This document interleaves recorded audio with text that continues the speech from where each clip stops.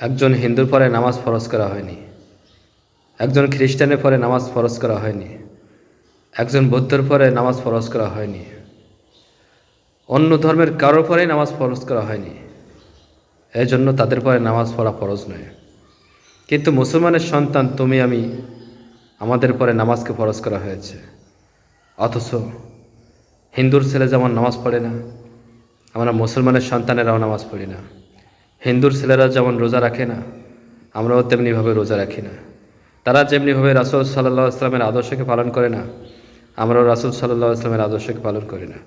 তাহলে একজন বিধর্মীদের সাথে আমাদের মধ্যে কিসের পার্থক্য আছে বলেন?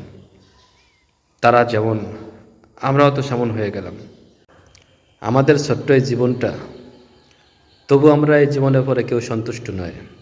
যখন দুনিয়াতে একটু কষ্ট পাই, ব্যথা পাই, ব্যর্থ হই, তখন আল্লাহকে বলি, আল্লাহ তুমি আমাদেরকে নিয়ে যাও। এই দুনিয়াতে তখন আমরা থাকতে চাই না।